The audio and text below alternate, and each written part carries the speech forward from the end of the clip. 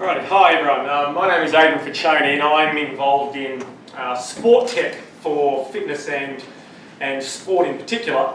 And my background comes from doing sort of elite tracking of athletes. And what's happened is that tech has really improved from not that far away, where this was kind of wearable tech in the old days, and it's kind of moved on to some pretty smart stuff current days with $100,000 plus bikes and sensors everywhere.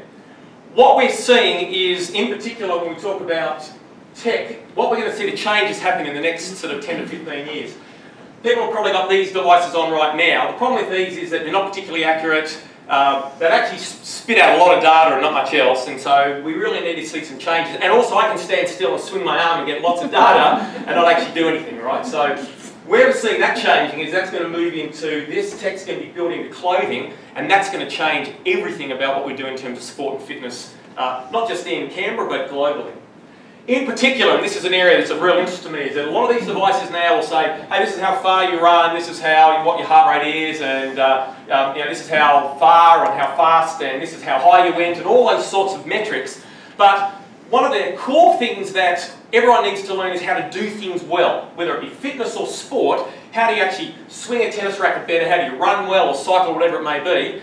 In the near future, all of that tech's going to be built into clothing. Not just sport clothing, general clothing, but sport clothing in particular, and you'll be able to get live biofeedback on your technique while you're exercising, which is going to change the way people engage with exercise because they're going to get better, which means they're going to stick with it longer, and they're also, as an athlete, they're going to be able to actually get better, which is going to be obviously hugely motivating without having to have access to a coach.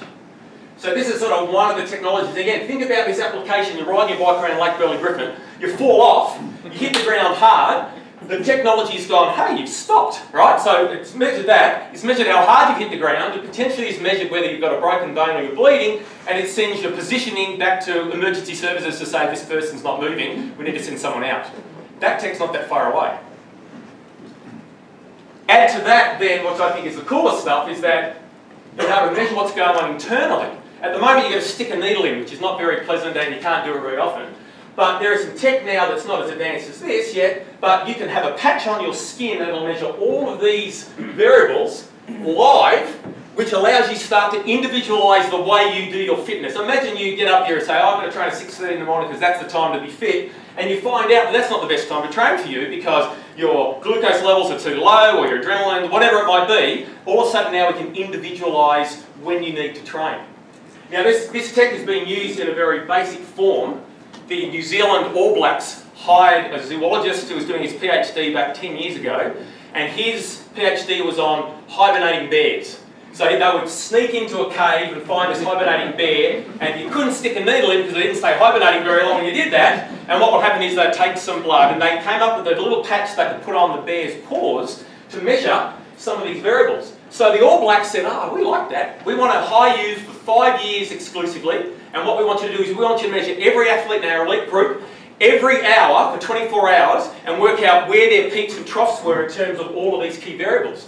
So what would happen is athlete A would be lifting weights at 6:30 in the morning, athlete B would be doing it at 2:30 in the afternoon, athlete C would have cortisol levels that were really high, so he would be having a sleep, and arguably they've been the best football team in the world for the last 10 years.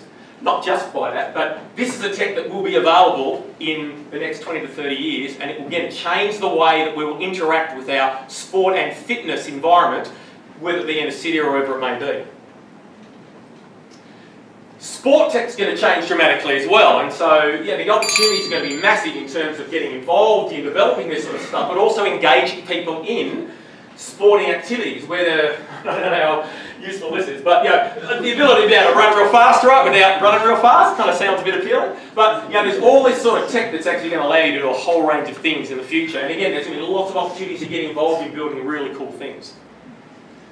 And then as James was saying, well, augmented reality, I mean, a few different examples, even virtual reality. Imagine you're in a really big built-up city and you can't get out to exercise somewhere, but you can jump on your exercise bike, maybe at home, and you put on this equipment, and all of a sudden you're training with your mates who happen to be in their own homes, and you select one of the routes of the Tour de France, and you end up riding that with your mates, chatting while you're riding along. Or you do augmented reality where you're actually doing training and you've got someone actually training with you while you're doing some sort of exercise. That's all happening whilst you're actually in the comfort of your own home, if that's what you choose to do. these things are happening, or this one, which is a bit stupid, you can race yourself against super athletes, right? So, and that's me. Thanks.